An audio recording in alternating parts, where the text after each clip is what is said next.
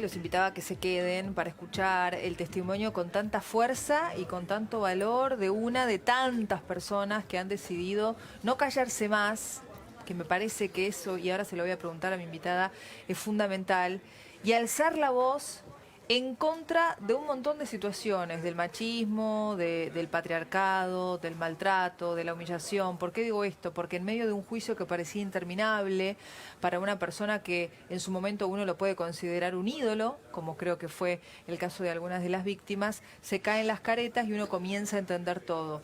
El viernes fue condenado Cristian Aldana a 22 años de cárcel, el cantante del Otro Yo, por corrupción, por abuso de menores.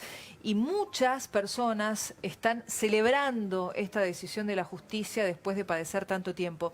Mi invitada es Ariel Carolina. Ella fue víctima y además es denunciante en la causa. Bienvenida, ¿cómo estás? Hola, hola, muchas gracias por el espacio. Muchas gracias también por hablar de esto del fue víctima, de ex víctima. Para nosotros es súper importante en todo este proceso de romper el silencio, que es lo que hablábamos recién, poder nombrarnos por fuera de ese rótulo, ¿no?, de víctima que pesa mucho y que no permite que podamos llevar estos procesos con la fortaleza que hay que llevarlo para poder llegar a un juicio, por ejemplo. Claro, ¿no? Correrte de ese lugar. Claro, en algún momento. para vos poder ir a una comisaría, atravesar las pericias, lamentablemente, como no hay perspectiva de género, aunque en este caso la hubo de la mano UFEM, realmente todavía falta un montón, ¿no?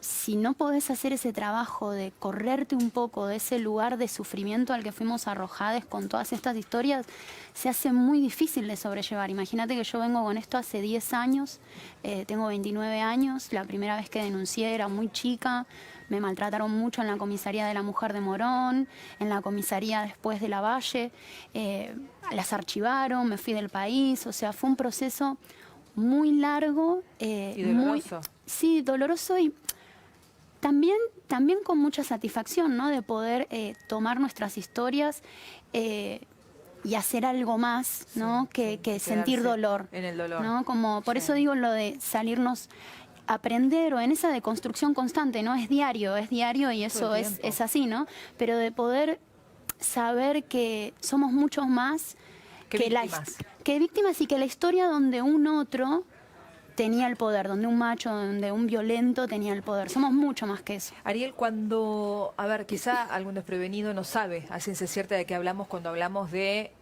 el Otro Yo, de Cristian Aldana, de tantos años de sometimiento, no solo tuyos, sino también de otros pares. ¿De qué hablamos? A ver. Hablamos de abusos ¿Cómo es tu historia con Cristian Aldana?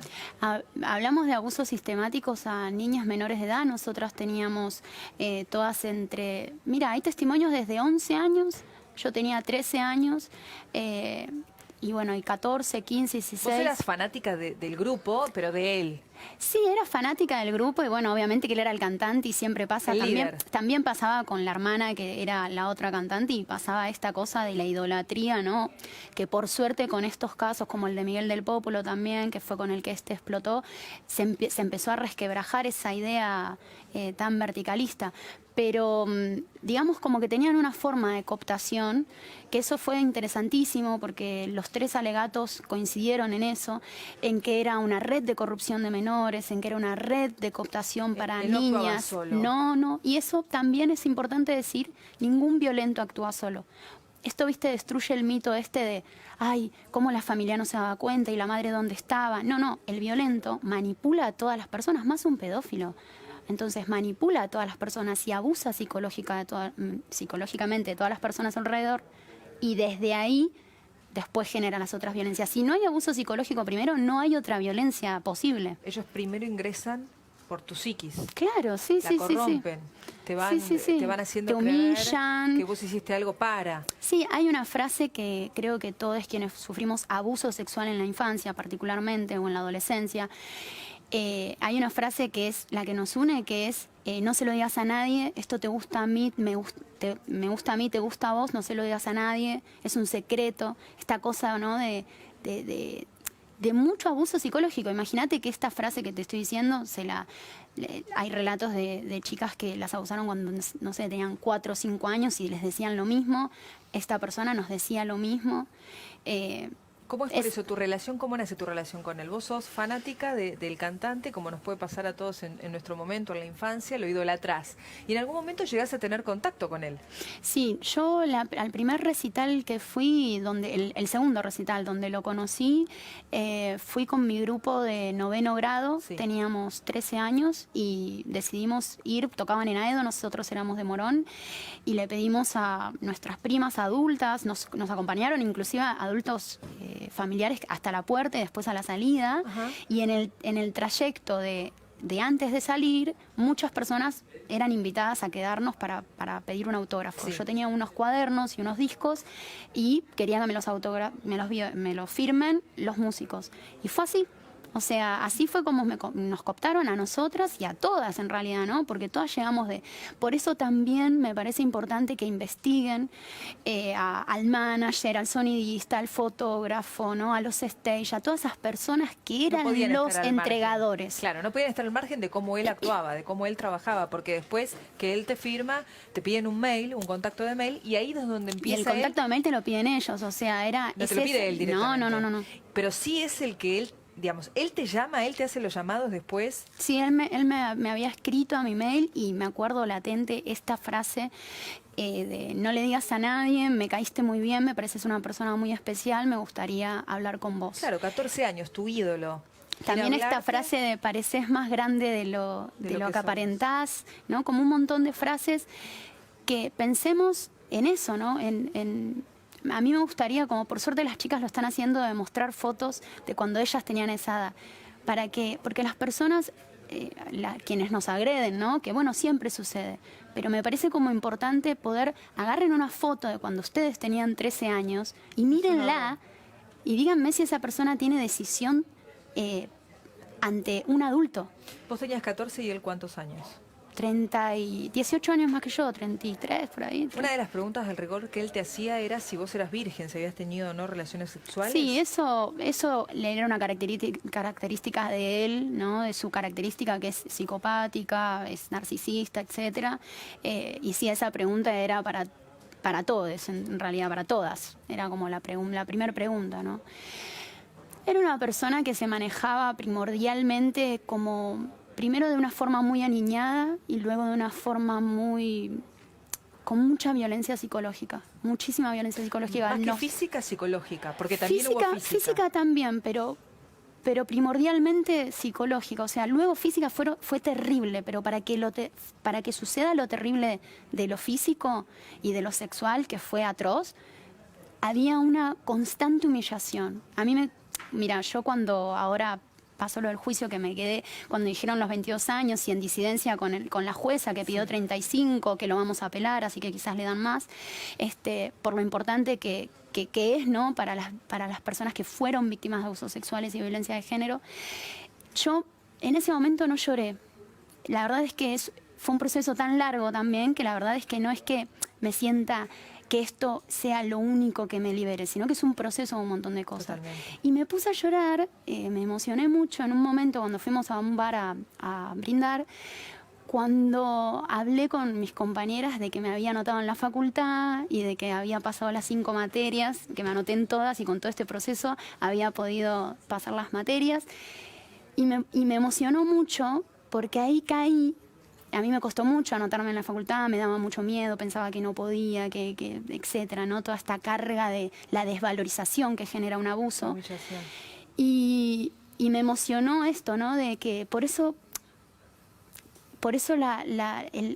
el sistema judicial no puede ser lo definitorio para la reparación. No podemos pensar, estaría muy mal que solamente sea el sistema judicial el encargado, ¿no? de nuestra liberación o de nuestra reparación. Es un conjunto de cosas. ¿Qué otras cosas más? Terapias, hay un montón de cosas. Primero, saber de que podés elegir visibilizarlo, podés elegir agruparte y hablarlo con personas, podés elegir ir a terapias. y podés elegir denunciar. Podés hacer todo junto, podés elegir una, podés elegir dos. Digo, no es lo definitorio, lo que te va a reparar. Es una cosa más que aporta al entramado social y lo importante que es, ¿no?, que en el sistema judicial haya perspectiva de género. Fundamental. Que se comprenda que estamos en una cultura con rasgos violatorios. Entonces, no es que este es un caso aislado y ay, ahora todos son abusadores. No, siempre fueron abusadores. Lo que pasa es que la cultura del silencio se está partiendo. Ahora, ¿qué sentís vos cuando mucha gente le pregunta a la víctima, no sé, me permito dudar porque no hay una denuncia en la justicia? Digo, me agarro de esto que vos decís, que no es la única manera en donde uno puede visibilizar. ¿No debería bastar con nuestra palabra? Me parece que ahí, esto que decís es súper interesante, porque me parece que ahí también es donde es el cambio de era, ¿no?, el paradigmático, el ya no nos callamos más. Creo que más allá de creer por la buena conciencia de ser buena persona, bueno, te creo, pero por dentro estoy dudando, más allá de eso, que eso es personal, creo de que es importante comprender que es un problema social, que es una cultura con rasgos abusivos, es violatoria, es del silencio, es patriarcal, es machista, es vertical. Bueno, ¿cómo no va a haber abusos? Entonces, no es te creo o no te creo, es observar tu contexto de una manera adulta, de una manera responsable y ser coherente. O sea, es como decir, me robaron, ay, no te creo. ¿Le vas a pensar que no le vas, que no es mentira que te robaron en un contexto en el que estamos viendo de tanta desigualdad? Obvio que sí. Totalmente. Entonces, también es como empezar a hacernos cargo de que somos, de la coherencia, empezar a pensar en el contexto, ¿no?, de dejarle de echar la culpa a una sola persona que está levantando la voz con lo que significa hablar, con lo que significa con lo que cuesta decir, muchas veces, nombrar, ¿no?, con nombre y apellido a las personas cosas que nos hicieron daño. Es un proceso de decir, tal persona me hizo esto. También es un proceso muy grande. Yo puedo decir, me abusaron cuando tenía 4 años, puedo decir. Pero el proceso de decir cómo, el contexto familiar... Eso que decís no es un ejemplo. No, no es un ejemplo, es real. Eso pasó. Y yo poder decirlo así es mucho más fácil, digamos, pero la parte, por ejemplo, en el proceso judicial que tenés que declarar y dar detalles, yo di detalles de absolutamente todo, hasta direcciones, de todo. Ese proceso, si no hay acompañamiento terapéutico con una perspectiva de género como lo hace Dovic, es revictimizante, es torturante. ¿Esperaban esta resolución? ¿22 años? Esperaba una pena alta porque pidieron 95 años en la suma de los tres alegatos, claro. 35, 35 y 20, entonces esperaba que sean más de 18. Pero pueden apelar ahora y pedir 35. Sí, podemos apelar. De hecho, mi abogada apeló, la Chiqui Conder, y apeló. Y también esperaba esto porque también es un resultado de una organización de nosotras, de toda una lucha colectiva, de juntarnos con lo que significa organizarse también, y de maneras apartidarias, de maneras independientes, de maneras horizontales, escuchándonos, respetando los procesos emocionales, porque obviamente que en estos años, o sea, la organización fue un proceso de mucha maduración, porque fue respetar los tiempos de cada uno, ¿no? O sea, muchas de nosotras hubieron cosas que declaramos en la denuncia, luego en la fiscalía y luego en la declaración frente a los jueces, que fueron cambiando, que se fueron aclarando, porque el tiempo va pasando y te van cayendo fichas, Hay muchas cosas que, bueno, sabemos cómo funciona la mente, ¿no? Tenemos esta posibilidad de alguna manera ponernos una coraza porque no queremos tocar ciertos momentos que nos despiertan lo peor que nos ha ocurrido en nuestra vida. Nos pasa con hechos mucho más banales. Imagínate lo que puede pasar con un abuso sexual. Digo, Ariel, quizá ahora nos está viendo alguna chica, alguna jovencita de 14, 15, 16 años que está pasando por una situación similar. Y sabemos que la mayoría de los casos de abuso se dan dentro del propio seno familiar, muy íntimo.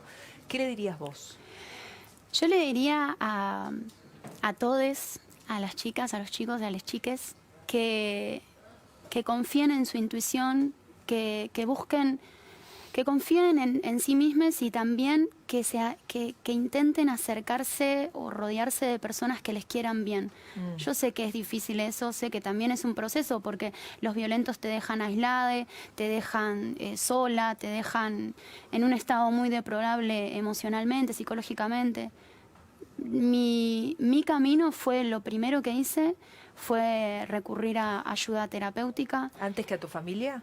Sí, antes que a mi familia. Sí, sí. Además yo, la verdad es que obviamente, ¿no? El contexto familiar también era muy duro, había muerto un hermano, o sea, realmente también ¿Tu se mamá da... no sé si estaba en condiciones estaba de escuchar destruida. semejante relato? Estaba completamente destruida y de hecho es el día de hoy que también, o sea, sufre de depresiones y etcétera, ¿no? Como tantas madres y tantos adultos, ¿no?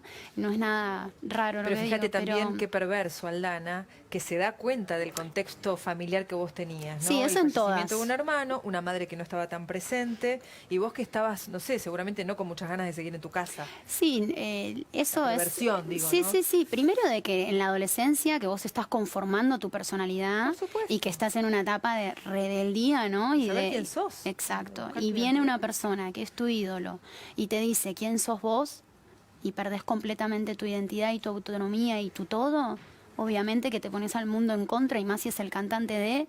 O también pasa mucho en los casos con curas o con gente que tiene una fuerte... Sí, o que representan una claro, autoridad para eso, vos, tiene una ¿no? fuerte autoridad Lógico. sobre vos, exacto. Te agradezco muchísimo que hayas estado con nosotros. No, de nada, me parece gracias. que es muy importante tu voz y la de todas las compañeras que quieran hablar. Y me parece que más allá de que como sociedad nos siga costando avanzar, ya hay algo que no sé si se va a detener. Sí, no, Parece ya que hay algo que no nos empezó callamos más, no se detiene. y ya no está. se detiene, y yo creo que siempre debemos celebrar no vivir en el silencio, no vivir en el silencio, pero digo, en todos los aspectos de la vida. Me parece que es lo peor que nos puede pasar, corrernos del lugar del silencio. Te agradezco muchísimo. Gracias, muy muchas amable gracias. y éxitos en la carrera, que vamos a tener pronto una colega en el Gracias. mundo del periodismo.